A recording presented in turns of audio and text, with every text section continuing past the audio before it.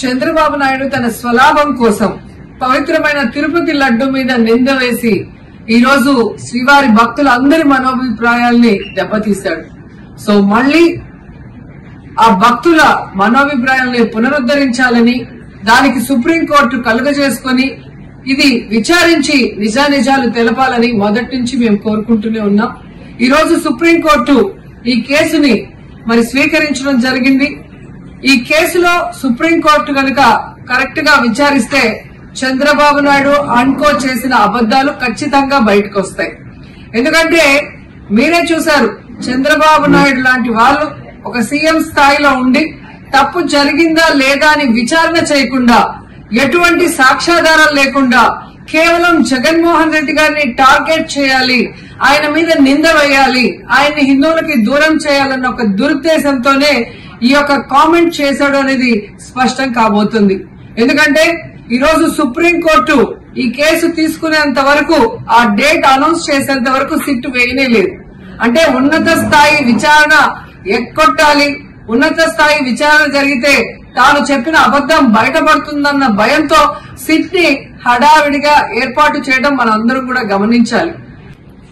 మొదటి నుంచి మాకు సిట్ మీద ఎందుకు నమ్మకం లేదు అంటే, తన పరిధిలో ఉన్న సిట్ ని చంద్రబాబు నాయుడు వేస్తే ఆల్రెడీ తను ఒక జడ్జిమెంట్ ఇచ్చేశాడు కాబట్టి దానికి లోబడే అధికారులు అబద్దాలు మాట్లాడతారు, నిజాలు చెప్పరు.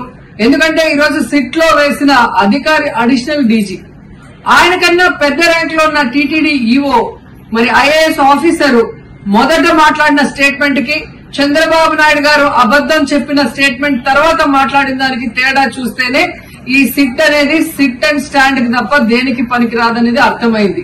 అందుకే మేము మొదటి నుంచి అడిగాము, సుప్రీంకోర్టులో విచారణ జరగాలి, సిబిఐకి డైరెక్షన్ ఇచ్చి విచారిస్తే ఖచ్చితంగా మత కల్లోలాలు సృష్టించాలనుకున్న చంద్రబాబు నాయుడు అనుకో అందరికీ కూడా బుద్ధి చెప్పే అవకాశం దొరుకుతుందని.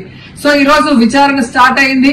దీన్ని సిబిఐకి అప్పచెప్పి సిట్టింగ్ జడ్జి పర్యవేక్షణలో మరి విచారణ జరిగితే ఖచ్చితంగా హిందువుల మనోభిప్రాయాల్ని గౌరవించిన వాళ్ళం అవుతాం, పునరుద్ధరించిన వాళ్ళం అవుతాం. లేకపోతే చంద్రబాబు నాయుడు వేసిన ఈ నింద పవిత్రమైన లడ్డూని తినాలా వద్దా, దీంట్లో కలిసిందా లేదా అన్న అనుమానంతోనే భక్తులందరూ కూడా ఈరోజు లడ్డూ తినకుండా వెళ్లిపోతుంటే ఒక తిరుపతి అమ్మాయిగా చాలా బాధేస్తుంది. ఈ రోజే అలగర్ కోయిల్ మదురై దగ్గర మరి దక్షిణ తిరుమల చాలా పవిత్రమైన టెంపుల్, ఇక్కడ భగవంతుడిని కోరుకున్నాను, ఖచ్చితంగా సుప్రీంకోర్టు ఇన్వాల్వ్ అయి ఈ కేసుని విచారించాలి. తప్పు చేసిన వాళ్ళని, అలాగే అంటే తప్పుడు స్టేట్మెంట్ ఇచ్చిన వాళ్ళందరూ ఎంత పెద్ద పొజిషన్ లో ఉన్నా కూడా వాళ్ళని శిక్షించాలి అని భగవంతుడిని కోరుకున్నాను, సుప్రీంకోర్టుని కోరుకుంటున్నాను.